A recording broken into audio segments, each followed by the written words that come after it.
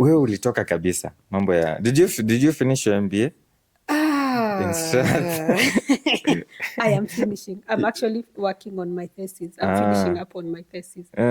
Lazima nimalize hii mwaka. Lazima umalize hii mwaka. I have gotten very many distractions, you know, especially now that season where I had to move to Masaila and just work on this show. I took a break. But now, this year, please hold me accountable. I will. Siku tuna shoot hii show yenye hujatuambia hata jina. Hiyo lazima by then nikuwa nimemaliza. I'll be asking you, hey, daktari, mbie namna gani? Daktari ya quick one. Ulimaliza. Good. So, do you ever dream of coming back? I actually say I have not like really left. So you can see even what I'm doing with members. So it's, that's still medicine. Yeah, it's still medicine. So I've not really left, but I believe this will even expand the impact more because it's more in the space of health information, health literacy. So I have left the clinical practice, but not the field, not the industry, but even the clinical practice. If I ever feel like I want to come back. Plus someone can always tell you that daktari ya quick one niko na hii and na una nini another side yes so I've left clinical practice for now but not the industry. You've paused. I've paused and who knows I might decide next year to come back to clinical practice. So I'm open. I don't want to say with finality I'm done with clinical work but this season is what I'm focusing on. Nikisikia kesho ni nafanya surgery. I loved surgery. You loved surgery. I loved that was your theater. dream. Because you know because now you said you know you wanted this career from tangu kwa mtoto acha sisi sometimes it was a fluke but you wanted it right from the time I was young. So if I ever come back I would come back to do surgery. Even now I've told you I'm based at KU Teaching and Referral Hospital, so at times we go to theater but to just observe to record. To film some of the procedures and I think that's usually the best place for me to be. Like theater, I still feel that connection. So if I ever come back to clinical, for sure it will be in surgery. Welcome back. This is tutakuwa. By then, I have fear of leaving. Like I don't know. I think I didn't want to. I never thought initially as growing up my formative years that daktari or anything. I was always pilot. But then when I got in, I really loved it. And you know now I can't fathom. Doing it. Like I can't imagine myself not practicing. Like I love it. I love when I love seeing patients. I love theater, as you say. So I don't know. Do you miss it? And it's okay. You know, we all have different parts. To be honest, the part I miss is theater. But like at this season, I can't imagine myself. I think, again, this side is also fast-paced, exciting. Not to say that the other side. Adrenaline. So at this time, I'm happy doing what I'm doing. Like I can't imagine now going back and I'm waiting at the clinic to see the patients and doing the prescription. For this season, again. For this season. But you never know what tomorrow you brings. never know. Again, I'm open. I don't want to make a rigid decision. You don't want to box yourself. I don't want to box. Exactly. You're a good student. I don't want to box myself. My options are still open. I still have my certificates and qualifications. So, kesho. And that's why I even tell young doctors, especially those who graduate and they feel apana, ama you feel niko fourth year, fifth year, I want to quit. I always encourage people, finish, have that document. I know we hear all these stories of someone finished and went and dumped the certificate to the baba yako. Honestly, just finish and have it. Whether utajiekea ama utapelekea baba yako, you never know. Bora iko. Hata kama umepea baba yako and 5 years later unaweza kwenda kwa baba yako and tell daddy can I nini. So I feel especially those who've gone through and you're almost finishing, just finish and get that qualification. Or you finish and you feel sitaenda internship, or you've started internship and you're like me, I won't finish internship. Finish, get your, your license, your registration. Then do Hata kama utaishelf it, you never know. You never know. Imagine going out, maybe you dropped out at some point, or you finish and you don't want to do internship, and then you get maybe into film, and 10 years down the line, you're like, apana, this is not it. This is not it. Do you now go back and start in first year? No, yeah. Or nini? Just, even if you just finish and have that paper, you never know. Vumilia umalize.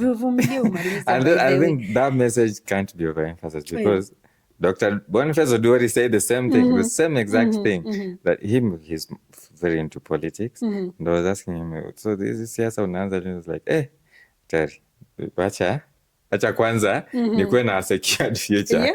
He was like, I want to do my master's, have my OBGYN there, and then now with that, when I know that, I can always come back, then I can do whatever. And I think it's a safe course.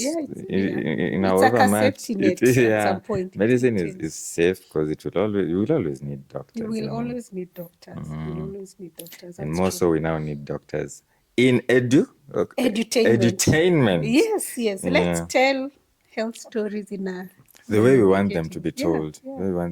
Because other people take the narratives.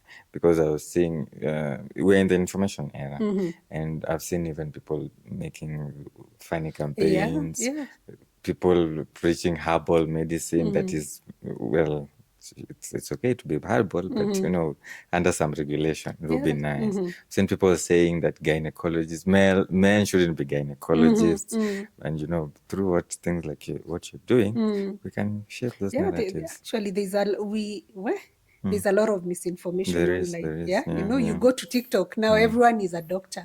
But then again, if we all complain and do nothing, you combat the misinformation by giving the right information. And who's in a better place than ourselves? And I'm happy that most medics are coming out. They're active on TikTok, on different social platforms, so that at least we combat the misinformation, because we can't just fold our hands and say, I'm a herbalist,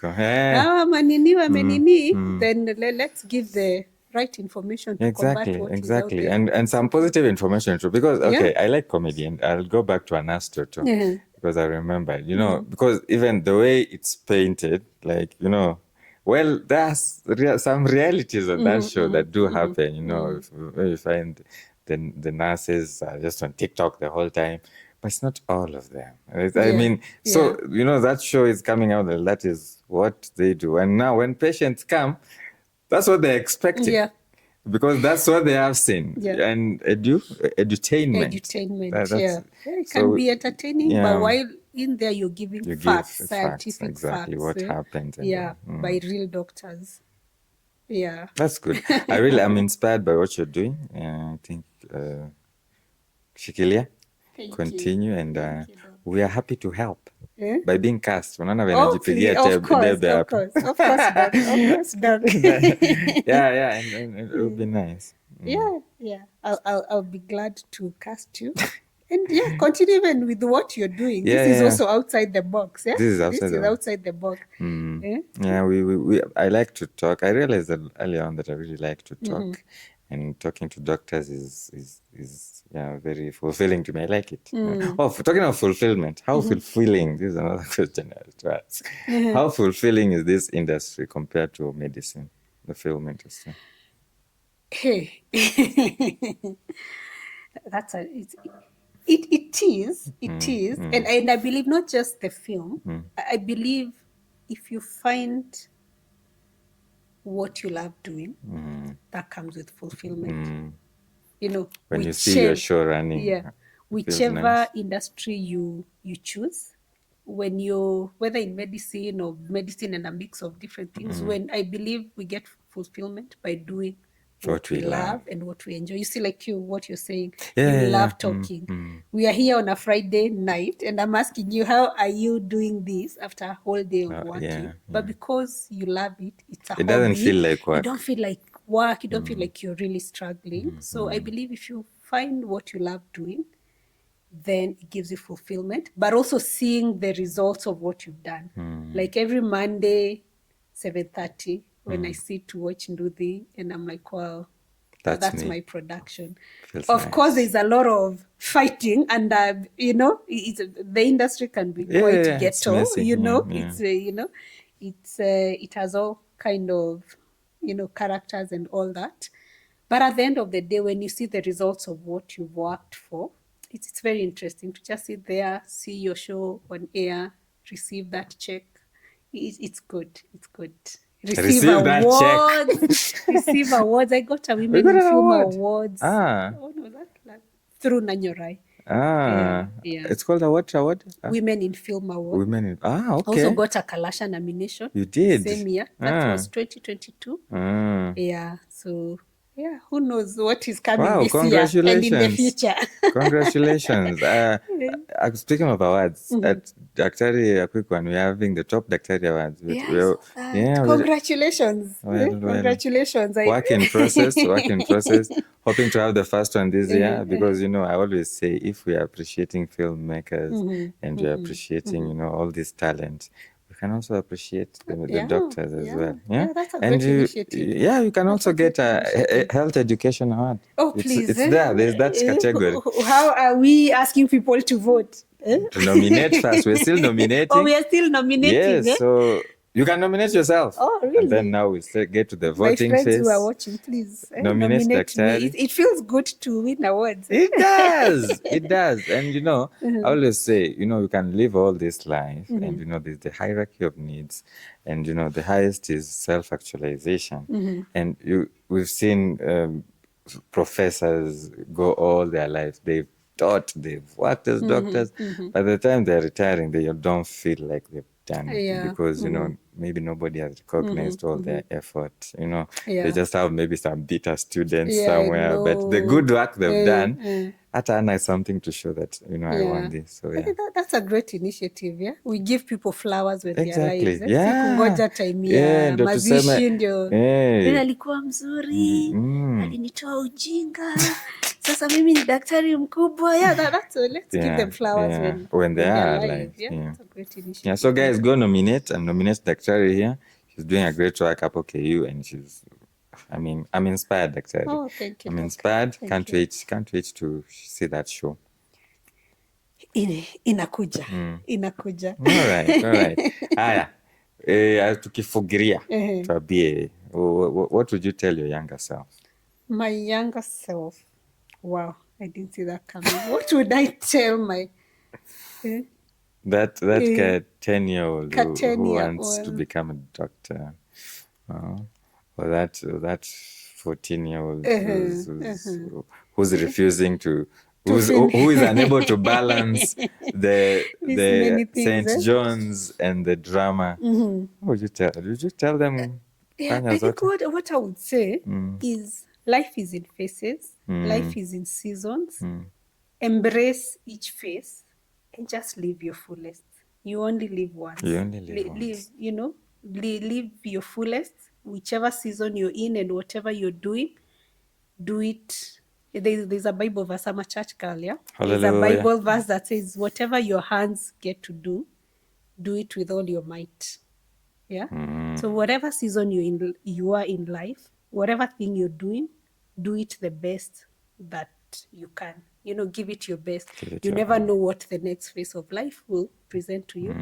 Again, give it your best. And enjoy. After all, no one is coming out alive, yeah? Exactly. So just enjoy life. You only live once. One life, you only live once. Enjoy it. Embrace the different phases of life. Yeah. Hallelujah. Thank you. And don't be boxed in. That's what we've been saying. Yes. Don't let this title Daktari box you or limit you. Or even mwalimu or even any other title. Or any other title. Yeah. Amazing. If you have a talent, exploit like Daktari here. And you never know, you might win a Kalasha. Kalasha. There's one actually. I don't know. Kuna yenye tunafaa kuvote, twende to vote. No. There was one. I think that was in 2019. It was top women in East Africa. in different categories. So mine was in youth empowerment because of what we are doing at Talanta. Yeah, so yeah, let's go out there and win these awards and be all that God created us to be. Exactly. Daktari, yes.